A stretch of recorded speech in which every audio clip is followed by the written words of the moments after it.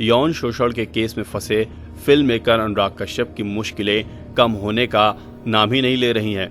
Actress पायल घोष द्वारा अनुराग कश्यप पर यौन शोषण का आरोप लगाने के बाद राष्ट्रीय महिला संगठन ने उनसे कहा है कि वे लिखित में शिकायत करें, उनकी पूरी मदद की जाएगी। पायल आज अनुराग के खिलाफ केस दर्ज कराने जा रही हैं।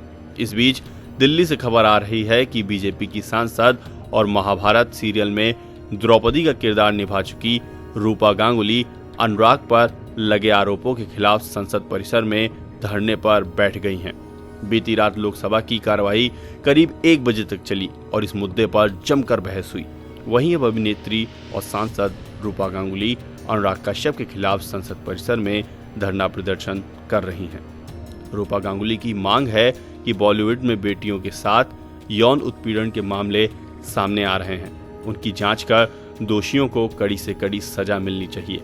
मालूम हो कि बॉलीवुड अभिनेत्री पायल घोष ने अनुराग कश्यप पर यौन उत्पीड़न का आरोप लगाया है। उन्हें ट्वीट कर इस मामले में प्रधानमंत्री नरेंद्र मोदी से मदद की गुहार लगाई है। पायल पहले ही बता चुकी हैं कि आज वे मुंबई के ओशिवारा थाने में अनुराग कश्यप के खिलाफ FIR दर्ज कराएंगी। एक्ट्रेस पायल घोष के आरोपों की माने तो अनुराग कश्यप ने उनके साथ एक बार छेड़छाड़ करने की कोशिश की थी। वह उनके सामने न्यूड हो गए थे और उनके साथ अंतरंग होने की कोशिश की थी। पायल के मुताबिक अनुराग उस समय बॉम्बे वेलवेट पर काम कर रहे थे।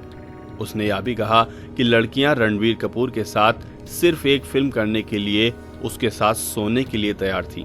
इसके बाद अनुराग ने एक एडल्ट फिल्म देखना शुरू कर दिया। मैं डर गई।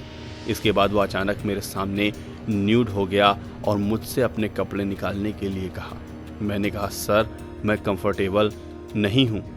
अभिनेत्री की माने तो ये वाकया 2014 का है। पायल के मुताबिक मशहूर निर्देशक अनुराग कश्यप ने 2014 में मेरे साथ छेड़छाड़ की थी। निर्देशक ने मुझे बताया कि जो लड़कियां उनके साथ काम करती हैं वे उनके साथ गाला टाइम बिताते हैं। उन्होंने आगे कहा, अनुराग ने मुझसे कहा कि मैंने जिन अभिनेत्रियों के साथ काम किया है वे मेरे सिर्फ एक कॉल पर मेरे पास आने के लिए तैयार हैं। तब मैंने फिर से कहा कि मैं कंफर्टेबल नहीं हूं और बीमार हूं। किसी तरह मैं वहां से भागी। इसके बाद मैं उनसे कभी नहीं मिली। उसने कई बार मुझसे मिलने के लिए कहा। मैं आज तक वो घटना नहीं भूल पाई और वो मुझे बहुत परेशान करता है। Report video desk, newstrek.com।